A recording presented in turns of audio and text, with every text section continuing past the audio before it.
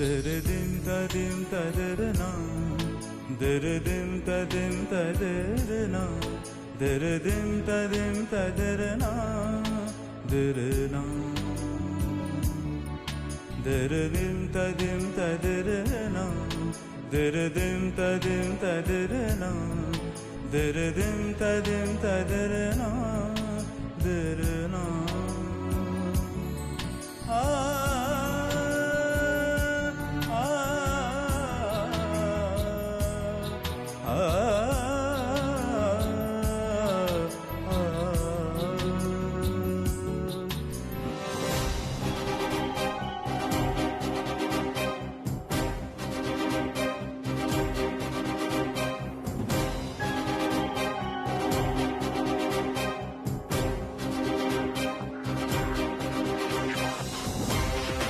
এত সহজে তুমি পার পেয়ে যাবে না ঈশান। আজ তোমায় উচিত শিক্ষা দেব।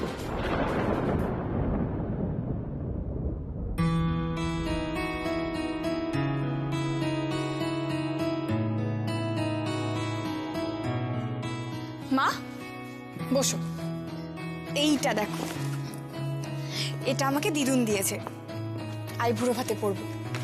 কেমন লাগবে বলো তো? খুব সুন্দর। এটার সাথে যে ম্যাচিং সেটটা রয়েছে সেটা তোমায় দেখাচ্ছি, দাঁড়াও।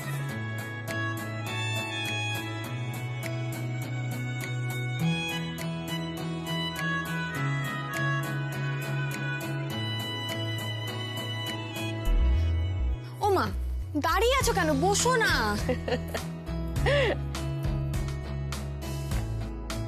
এই দেখো কেমন, খুব সুন্দর। আমাকে এটা পরলে কেমন লাগবে?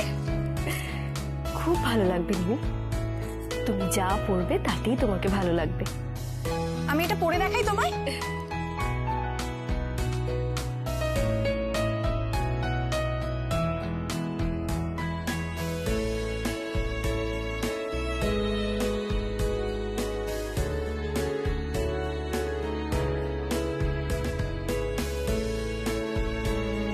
মা দেখো না কেমন লাগছে, এদিকে এসো।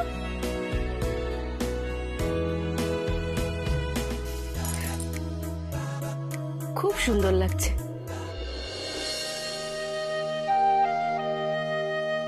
আচ্ছা, আপনাদের কোনো লজ্জা টজ্জা নেই না?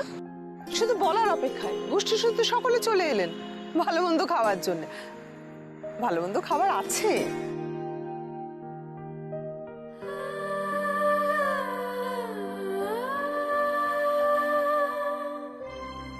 মা কি হয়েছে? কিছু হয়নি। তুমি কাঁদছো কেন? কি হয়েছে মা, বলো না কি হয়েছে। কই কিছু হয়নি তো। প্লিজ মা বলো, প্লিজ আমার দিব্যি বলো।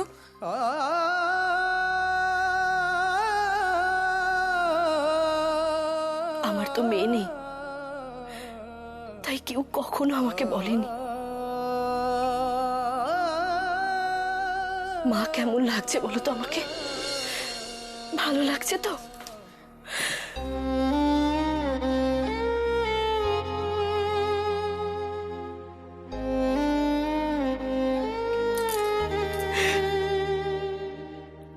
আমার যদি একটা মেয়ে থাকতো না, তাকে আমি দু চোখ ভরে দেখতাম।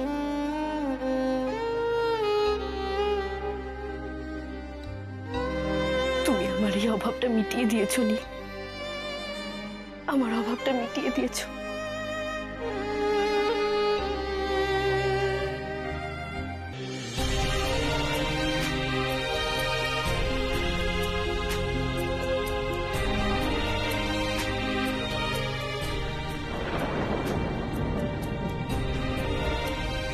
শুধু নীলের মা কেন, পৃথিবীর যে কোনো কারোর কথা আমি শুনতে রাজি আছি ঈশান, এরকম একটা মিষ্টি মেয়ে পাওয়ার জন্য।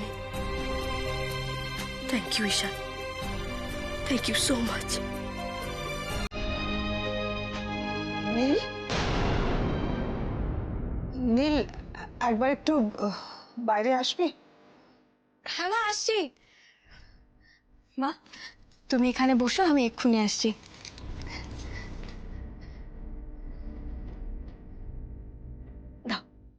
আমাকে দাও, আমি রেখে দিচ্ছি। Thank you. নীল, আসলে কি হয়েছে বলতো, আমার না মানে শরীরটা একটুখানি মানে হার্টের ওষুধটা আমি কিছুতেই আমার ঘরে খুঁজে পেলাম না। আমি তোকে ডিস্টার্ব করতাম না, তুই একটুখানি প্লিজ খুঁজে দিবি? না, এটা ডিস্টার্ব হওয়ার কি আছে? তুমি ঠিক আছো তো? হ্যাঁ, কিন্তু শরীরটা কিরম একটা যেন। আমি এক্ষুনি নিয়ে আসছি।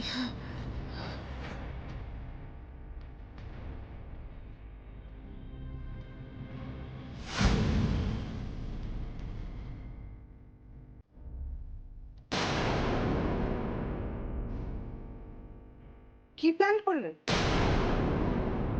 লাইফ তো সেট হয়ে গেল, বড় লোকের মেয়েকে ফাঁসিয়েছেন, এখন তো পায়ের ওপর পা তুলে থাকবেন। আপনার সঙ্গে কথা বলার কোনো ইচ্ছা নেই আমার। তা থাকবে কেন, কাজ গোছানো তো হয়ে গেছে।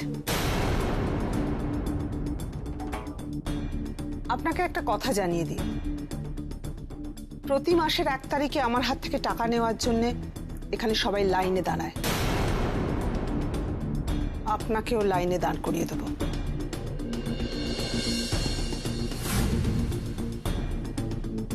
আমি আপনাকে সাবধান করে দিচ্ছি, আমার মুখ খোলাবেন না, তাহলে কিন্তু আপনার ভালো লাগবে না। আমার তো এখনই আপনাকে সহ্য হচ্ছে না। আচ্ছা, আপনার তো বাড়ি যাওয়ার কথা না, আপনি হঠাৎ নীলের ঘরে ঢুকলেন কেন? দেখতে গিয়েছিলেন কিছু পড়ে টড়ে আছে কিনা? তাহলে সামনের সপ্তাহে খরচটা উঠে আসবে। এই জন্যই নীলকে মেয়ে বানানোর নাটক বেশ জমিয়ে করছেন, তাই না?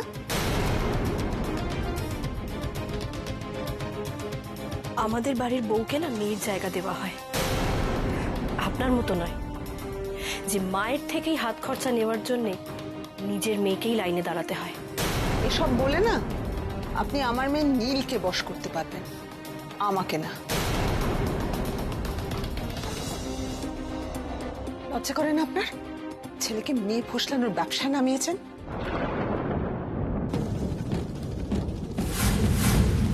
ভগবান বোধহয় আগে ভাগে বুঝতে পেরেছি, তাই আপনাকে মেয়ে দেয়নি। তা না হলে আপনিও ছেলে ফসলানোর ব্যবসায় নামাতেন।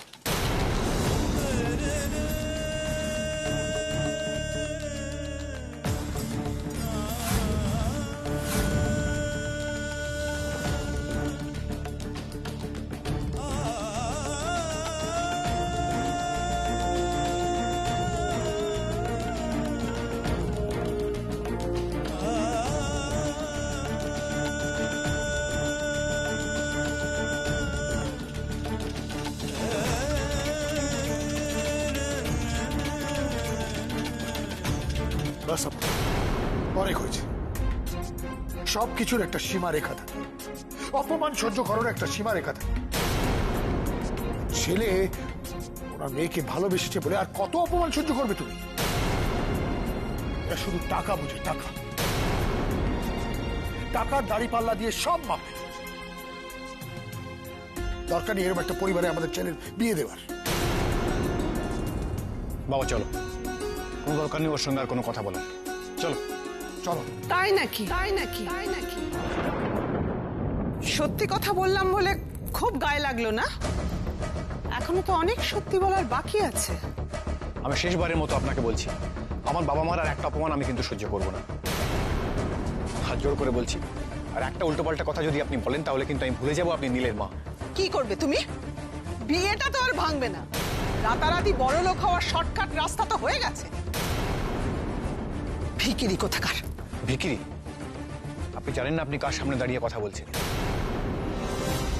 আমার বাবা যদি চায় না তাহলে এক্ষুনি তুড়ি মেরে আপনাকে। কার সাথে কথা বলছো? ওনাকে কেন বোঝাচ্ছ? চলো এখান থেকে। না বাবা, মারামারির একটা সীমা আছে। কিছু বলছি না মানে এ নয় যে যা খুশি তাই বলে যাবে। এসে থেকে একবার মাকে একবার তোমাকে যা নয় তাই বলে যাচ্ছেন। কি ভেবেছেন কি উনি? মানছি এ বাড়ির সঙ্গে আমাদের একটা সম্পর্ক হতে চলেছে, তার মানে এই নয় যে উনি আমাদের পায়ের তলায় মারাবেন আর আমরা ওনার পায়ের তলায় পাপসের মতো পড়ে থাকবো।